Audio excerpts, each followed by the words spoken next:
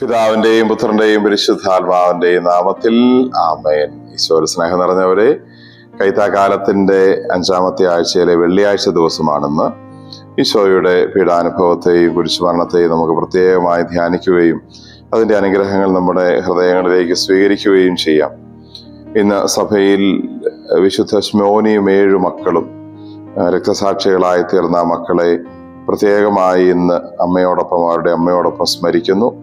ഈശോയ്ക്ക് വേണ്ടി പീഡകൾ സഹിക്കാനും അതിൽ ഉറച്ചു നിൽക്കുവാനുമുള്ള വലിയ ബലത്തിനായി, ആത്മീയ ബലത്തിനായി നമുക്ക് പ്രാർത്ഥിക്കാം. ഇന്ന് സുവിശേഷം നമ്മൾ പരിശുദ്ധ കുർബാനയിൽ ധ്യാനിക്കുന്നത് വിശുദ്ധ യോഹന്നാൻ അറിയിച്ച സുവിശേഷം 16-ാം അധ്യായം 25 മുതൽ 33 വരെ വാക്യങ്ങളാണ്. ലോകത്തെ കീഴടക്കിയ ഈശോയെ കുറിച്ചാണ് നമ്മൾ അവിടെ കാണുന്നത്.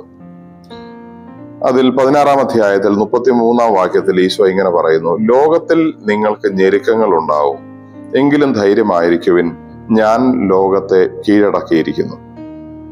ഈശോ ആ പറഞ്ഞ കാര്യത്തിന്റെ അർത്ഥം എന്താണെന്ന് നമുക്ക് ഇന്ന് പ്രാർത്ഥനാപൂർവ്വം ചിന്തിക്കാം. ലോകത്തെ കീഴടക്കാൻ സാധിക്കുന്നത് പല രീതിയിലാണ്. പ്രശസ്തി കൊണ്ട് ലോകത്തെ കീഴടക്കുന്നവരുണ്ട്. നമ്മൾ ഇന്ന് കാണുന്ന സിനിമ, കായിക മേഖലകളിലുള്ള സെലിബ്രിറ്റികളൊക്കെ ലോകത്തെ ഒരു തരത്തിൽ കീഴടക്കിയവരാണ്. അവരവരുടെ പ്രശസ്തി കൊണ്ട്, മറ്റുള്ളവരുടെ മുമ്പിൽ നിന്ന് കിട്ടിയ അംഗീകാരം കൊണ്ട് ലോകം കീഴടക്കിയവരാണ്. ചിലർ പണം കൊണ്ട് ലോകം കീഴടക്കുന്നവരുണ്ട്. മറ്റാർക്കും സമ്പാദിക്കാൻ പറ്റാത്തത്ര ധനം സമ്പാദിച്ച് പണം കൊണ്ട് ലോകത്തെ കീഴടക്കുന്നവരുണ്ട്. എന്നാൽ മറ്റു ചിലർ അവരുടെ നല്ല ജീവിതം കൊണ്ട്, വിശുദ്ധി കൊണ്ട്, ദൈവികത കൊണ്ട് ലോകത്തെ കീഴടക്കും. ഈശോ ലോകത്തെ കീഴടക്കിയത് അങ്ങനെയാണ്. മദർ തെരേസ ലോകത്തെ കീഴടക്കിയത് അവളുടെ സ്നേഹത്തിന്റെ നിർമ്മലമായ നല്ല പ്രവർത്തനങ്ങൾ കൊണ്ടാണ്. ഇവിടെ ഒരു പക്ഷേ ഈ കീഴടക്കുക എന്ന വാക്കിനെ നമ്മൾ കുറച്ചുകൂടി നന്നായി മനസ്സിലാക്കേണ്ടതുണ്ട്. പ്രശസ്തി കൊണ്ട് ലോകം കീഴടക്കുന്നവരും പണം കൊണ്ട് ലോകം കീഴടക്കുന്നവരും ഒക്കെ സത്യത്തിൽ ഒരു പക്ഷേ ആ കീഴടക്കൽ തന്നെയാണ്.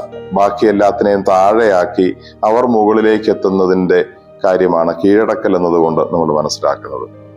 സത്യത്തിൽ ഈശോയുടെ കാര്യത്തിൽ, മദർ തെരേസയുടെ കാര്യത്തിൽ, വിശുദ്ധരുടെ കാര്യത്തിൽ അവർ ലോകത്തെ നേടുകയായിരുന്നു, കീഴടക്കുകയല്ലായിരുന്നു. നമ്മൾ അങ്ങനെ പറയുന്നെങ്കിലും ലോകത്തെ നേടി, അത് ആത്മീയമായ ഒരു വിജയത്തെയാണ് സൂചിപ്പിക്കുന്നത്.